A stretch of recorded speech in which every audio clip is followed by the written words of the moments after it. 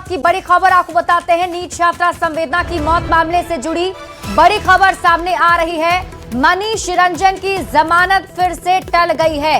POCSO court में सुनवाई पूरी, कोर्ट ने अगली तारीख कल तय की। पीड़िता की मां ने सीबीआई पर सवाल उठाए। सीबीआई केस की लीपापोती कर रही है। पीड़िता की मां ने ये आरोप लगाया है और मां ने कहा कि सरकार से न्याय की कोई उम्मीद नहीं है। पीड़िता की मां बोलते बोलते बेहोश हो गई। मां को अस्पताल ले जाया गया है। तो इस वक्त की बड़ी खबर आपको पटना से बता रहे हैं। न्यूज 18 संवाददाता धर्मेंद्र कुमार अधिक जानकारी के साथ जुड़ गए हैं। धर्मेंद्र, ये बड़ा आरोप पीड़िता की मां ने सीबीआई पर भी अब लगा दिया है, हालांकि उनकी तबियत भी खराब हो गई थी। जिस तरह से आज पीड़िता की मां मीडिया के सामने पहुंची थी और सीबीआई के पूरे सवाल खड़े किए कि सीबीआई इस पूरे केस की लीपापोती कर रही है। हालांकि बोलते बोलते पीड़िता की जो मां थी वो बेहोश हो गई और उन्हें तत्काल अस्पताल भी ले जाया गया। लेकिन उन्होंने जिस तरह से सवाल खड़े किए, न्याय व्यवस्था पे सवाल खड़े किए, नीतीश सरकार में बेटियों के पढ़ाई पे सवाल खड़े किए कि अगर इस तरह से बेटियों की पढ़ाई सुरक्षित नहीं हो तो फिर कैसे नीतीश सरकार पढ़ाई की बात करती है।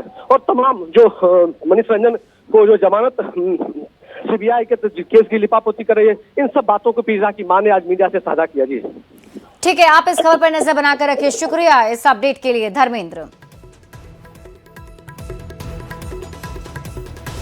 छपरा में छठी कक्षा की 2 छात्रों के अपहरण का सनसनीखेज मामला सामने आया है। मामला छपरा के तरैया का है। जानकारी के मुताबिक स्कूल जाते समय अज्ञात लोगों ने दोनों छात्राओं का अपहरण कर लिया और दोनों छात्राओं के पिता के फोन पर अपहरणकर्ताओं ने धमकी भरा मैसेज भी भेजा है और जान से मारने की धमकी दी गई है। एक छात्रा के पिता जो दिल्ली में नौकरी करते हैं, उन्होंने प्रशासन से मदद की गुहार लगाई है। अपहरण के बाद परिवार में हड़कंप मच गया है। मामला 11 मार्च दोपहर करीब 1 बजे का बताया जा रहा है। पिता के मोबाइल पर व्हाट्सएप के माध्यम से एक फोटो भी भेजा गया जिसमें अपहरणकर्ता बेटी के मुंह पर हाथ रखे हुए दिखाई दे रहा है। धमकी भरा मैसेज मिलते ही परिवार में कोहराम मच गया है।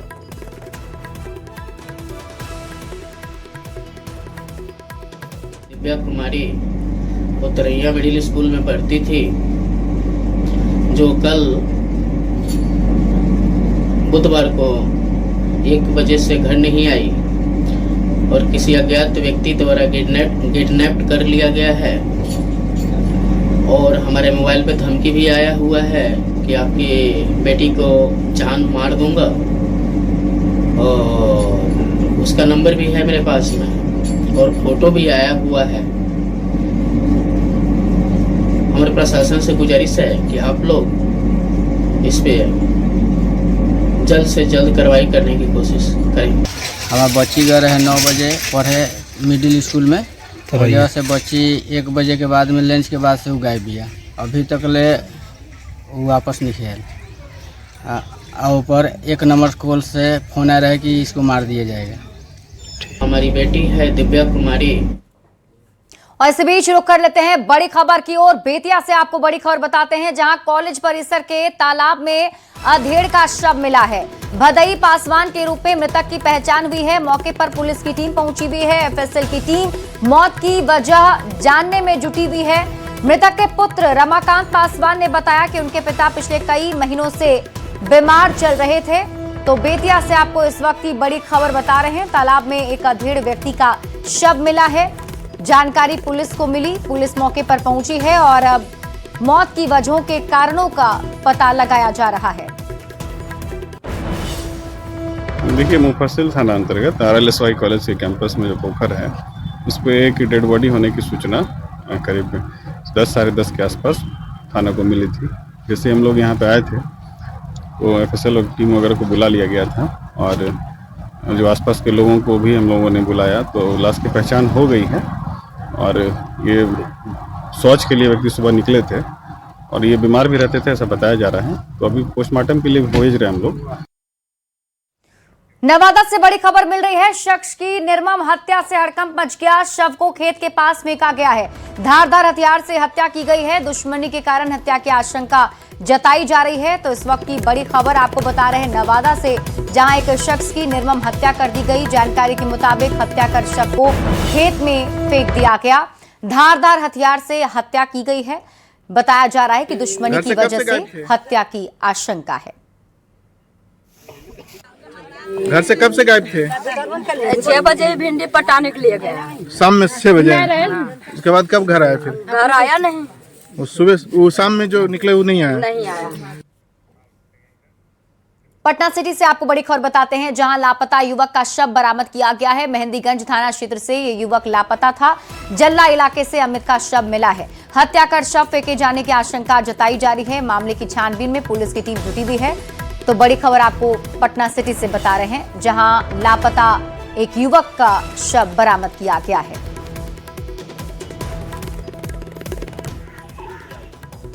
रोहतास से बड़ी खबर है, करीब 15 दिन से जंगली हाथी का आतंक जारी है। मामला जिला के अमझोर और नौहट्टा इलाके का है, जहां सोन नदी के किनारे एक बार फिर से जंगली हाथी को देखा गया है। बता दें कि जंगल से भटककर हाथी मैदानी इलाके में आ गया है। ग्रामीणों का कहना है कि हाथी ने कई झोपड़ी को उजाड़ दिया और कई मवेशियों को भी नुकसान पहुंचाया है। कुछ इलाके में किसानों के फसल को भी हाथी ने बर्बाद कर दिया है। इस बीच वन विभाग के दावे भी फेल नजर आ रहे हैं। तो बड़ी खबर आपको रोहतास से बता रहे हैं, जहां हाथी का आतंक देखने को मिल रहा है। हाथी के आतंक से लोग काफी ज्यादा परेशान हैं। हाथी तो आया हुआ है सर। हाँ कोई परेशानी कर रहा है आपको? परेशानी तो किया है सर, सब खेती का अथी कबाड़ दुबार दिया है। हाँ झोपड़ी उपड़ी नोच दिया है। अच्छा हाँ, और कोई आदमी को भी क्षति पहुंचाया है क्या? आदमी का कोई नहीं क्षति पहुंचाया है सर। मधेपुरा से आपको बड़ी खबर बताते हैं, जहां ज्वेलरी दुकान पर विवाद के दौरान मां बेटी पर तेजाब फेंका गया है। मां और बेटी दोनों की हालत गंभीर बताई जा रही है। शहर के पुरानी बाजार वार्ड नंबर 10 की घटना है। घटना में मां बेटी गंभीर रूप से झुलस गईं। घायलों के नाम जुलेखा खातून और अस्मा परवीन है। घटना के बाद आरोपी दुकानदार मौके से फरार हो गया और पुलिस अब मामले की जांच पड़ताल में जुटी हुई है। तो बड़ी खबर आपको मधेपुरा से बता रहे हैं, जहां मां और बेटी पर तेजाब फेंकने का मामला सामने आ रहा है। जुलेखा खातून और उनकी बेटी पर तेजाब फेंका गया है। आरोपी दुकानदार मौके से फरार हो गया है। पुलिस की टीम अब पूरे मामले में जांच पड़ताल में जुटी हुई है। इस विवाद में मां बेटी पर तेजाब फेंका गया है। दरअसल ज्वेलरी दुकान पर विवाद हो रहा था, जिसमें आरोप है कि दुकानदार ने मां और बेटी दोनों पर तेजाब फेंका, जिसकी वजह से दोनों की हालत गंभीर है।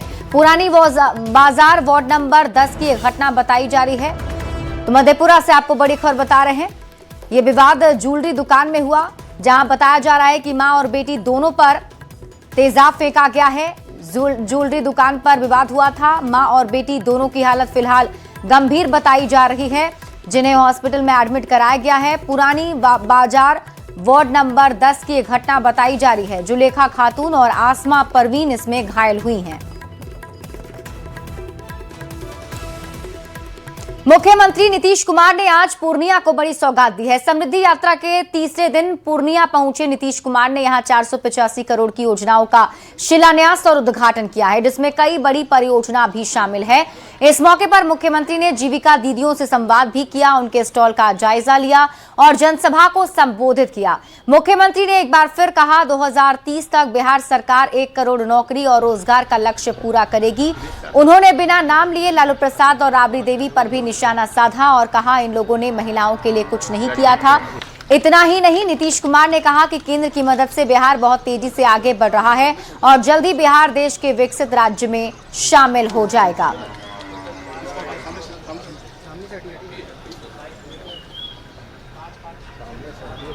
आप जानते हैं 10 लाख नौकरी तो हो ही गया, लेकिन रोजगार में और बढ़ाते बढ़ाते हमने 40 लाख कर दिया। तो 10-10 लाख तो 2 ही 20 ही था, अब 10 और 40 मिलके 50 हो गया, अब बढ़ गया है। और फिर अगले इसी साल के लिए मैं 5 वर्षों में 1 करोड़ युवाओं को नौकरी और रोजगार देने का लक्ष्य किया गया। तो आप जान लीजिए कि इस तरह से युवाओं को भी सरकारी नौकरी में खूब और अच्छा होगा।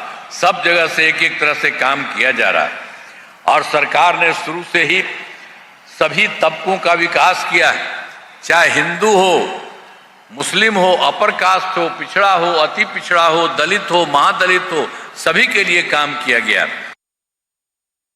कोई काम पहले किया था जी? महिलाओं के लिए कुछ करता था? अपने 7 साल में भाग गया, हट गया था तो अपना पत्नी को लगा दिया था, लेकिन महिला को कोई काम किया था? उस सब पहले कोई काम नहीं किया था। और उसी तरह से हम लोगों ने एक एक तरह से महिलाओं के लिए और लड़कों के लिए सब तरह से हम लोगों की सरकार ने काम किया है। और अब केंद्र सरकार आपको मदद कर रहा है, बहुत आगे बढ़ेंगे और बहुत अच्छा विकसित हो जाएगा, ये जान लीजिए। अरे आप लोग भी आइए ना भाई, आप लोग भी कहिए ना, सब लोग कहिए। सारे लोग काम कर रहे हैं पूरे बिहार में, हर जगह जा रहे हैं, तो इसलिए इनको बधाई दीजिए कि सब काम लोग करने में लगे हुए हैं।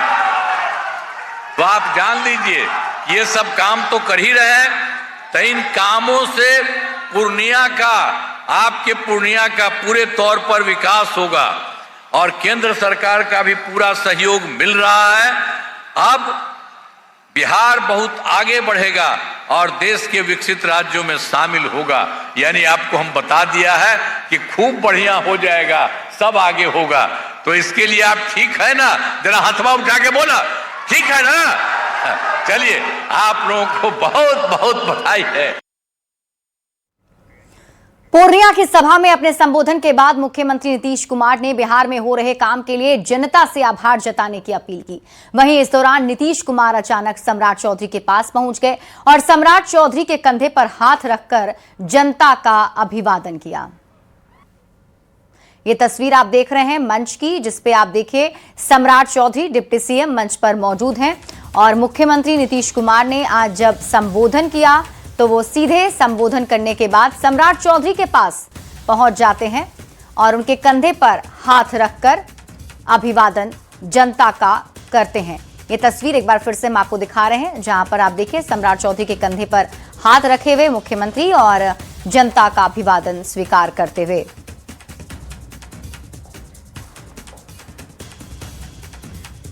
मुख्यमंत्री नीतीश कुमार सीमांचल में समृद्धि यात्रा पर हैं। बुधवार को सीएम ने अररिया और किशनगंज की यात्रा की और इसके बाद वे कल शाम मधेपुरा में ही एमएलसी ललन सर्राफ के घर ठहरे थे और आज पूर्णिया जाने से पहले मुख्यमंत्री मधेपुरा के प्रसिद्ध सिंहेश्वर धाम मंदिर पहुंचे, जहां उन्होंने भगवान भोलेनाथ की पूजा अर्चना की।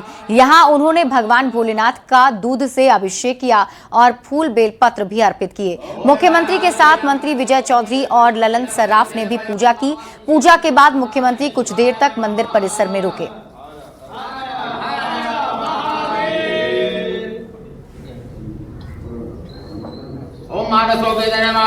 राज्यसभा चुनाव बेहद नजदीक है। सत्ता पक्ष हो या विपक्ष, दोनों ही तरफ से जोड़ तोड़ की सियासत चल रही है, लेकिन इस बीच लालू प्रसाद बेहद रिलैक्स नजर आ रहे हैं। देश की सियासत में किंग मेकर की भूमिका निभा चुके लालू प्रसाद राज्यसभा चुनाव के पहले बेहद रिलैक्स दिख रहे हैं। दरअसल लालू प्रसाद आज अपनी पत्नी राबड़ी देवी के आवास से निकलकर महुआ बाग गए थे, जहां लालू निश्चिंतता के भाव में दिखे।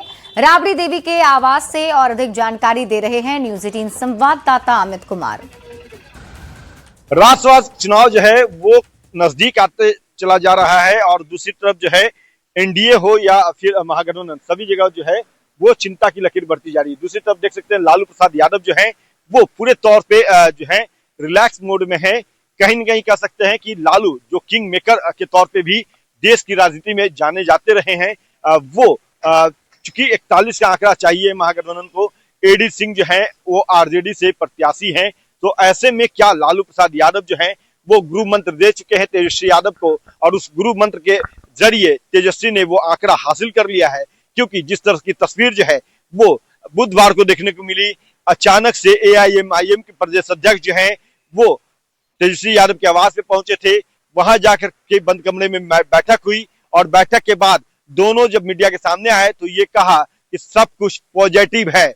और ओवैसी को जो है वो अख्तरुल शाहीन जो है उन्होंने कहा, अख्तरुल ईमान ने कहा कि हम अपनी बातों को अवगत कराएंगे और जो ओवैसी का निर्देश होगा उसका अनुपालन किया जाएगा। तो कहीं न कहीं कह सकते हैं कि अब महज चंद घंटे रह गए हैं जब राज्यसभा को लेकर के वोटिंग होगी और उस वोटिंग के दौरान जो जादुई आंकड़ा है 41 का, वो क्या महागठबंधन के प्रत्याशी एडी सिंह हासिल कर पाते हैं, ये देखना बेहद अहम होगा। लेकिन जिस तरह से लालू प्रसाद यादव जो है वो अपने आवास से निकले फिर महुआ बाग गए, फिर दूसरी जगह से होते हुए वापस राबड़ी देवी के आवास लौटे और इनकी चेहरे पे कह सकते हैं तो एक मंद मुस्कान दिख रही थी, पेशानी पे कोई बल नहीं था। तो कहीं न कहीं कह सकते हैं कि जो लालू किंग मेकर की भूमिका में रहे हैं, राजनीतिक में लगातार सक्रिय, क्या उन्होंने अपना गुरु मंत्र तेजस्वी को दे दिया और तेजस्वी जो है उस गुरु मंत्र के आधार पर कामयाबी हासिल करने जा रहे हैं, ये देखना बेहद अहम होगा। अमित कुमार, न्यूज़ 18 पटना। और अब बात करते हैं एलपीजी गैस की। गैस संकट राजधानी पटना में विकट होता जा रहा है। पटना में कई गर्ल्स हॉस्टल, अब वहां भी गैस की कमी के कारण लड़कियों को नाश्ता नहीं मिल पा रहा है। हॉस्टल संचालक की तरफ से गैस की कमी के कारण चना और गुड़ नाश्ते में दिया जा रहा है, जिससे हॉस्टल में रहने वाली लड़कियां परेशान हैं। उनका कहना है जो खुद छोटा वाला सिलेंडर को अपने पास रखती हैं। ईरान, इजराइल और अमेरिका के युद्ध का असर राजधानी पटना में भी नजर आ रहा है। कमर्शियल सिलेंडर पूर्णतः बंद कर दिया गया है। घरेलू गैस भी लोगों को बड़ी ही दिक्कत से मिल रही है और ऐसे में खासकर हॉस्टल में रहने वाले लोगों को परेशानी झेलनी पड़ रही है। राजधानी पटना की अगर हम बात करें तो पटना में पूरे बिहार के अलग अलग क्षेत्रों से जो लड़कियां हैं वो पटना में अलग अलग हॉस्टल में रहती हैं और हॉस्टल संचालक की जिम्मेदारी होती है इन्हें सुबह का नाश्ता देना, भोजन देना। और ऐसे में अभी देखिए जो लड़कियां हैं, गैस नहीं मिलने के कारण हॉस्टल की तरफ से इन्हें नाश्ते में गुड़ और चना दिया जा रहा है। नहीं तो हो रही है, नाश्ता नहीं मिल रहा। नाश्ता यही चना गुड़ मिल रहा है जो कि डेली खाने का हैबिट नहीं है। अच्छा, मतलब सेहत के लिए अच्छा है लेकिन आदत नहीं है तो नहीं खा पाए। सेहत के लिए तो बहुत अच्छा है पर खाने का हैबिट नहीं है डेली सुबह में चना गुड़। बिल्कुल नहीं पसंद आ रहा है ये। नहीं, हम खा सकते बट रोज नहीं खा सकते। रोज नहीं खा सकते, पता ही नहीं कि कब तक खाना है। ये परेशानी हो रही है ना? हाँ बिल्कुल, बहुत हो रही है। आप लोग अपना अपना सिलेंडर भी रखते हो, वो भी नहीं मिल पा रहा। वो भी नहीं मिल रहा, हम लोग चाय वाय बनाते हैं, नहीं मिल रहा है हम लोग को, दिक्कत हो रहा खाना पीने में। और गुड़ चना मिल रहा है तो उससे हम लोग का हैबिट नहीं है डेली डेली का खाने का। खाने की सबसे बड़ी समस्या हो गई है। अगर ऐसा ही चलता रहा तो क्या होगा? हॉस्टल छोड़ के जाना पड़ेगा। Yes ma'am.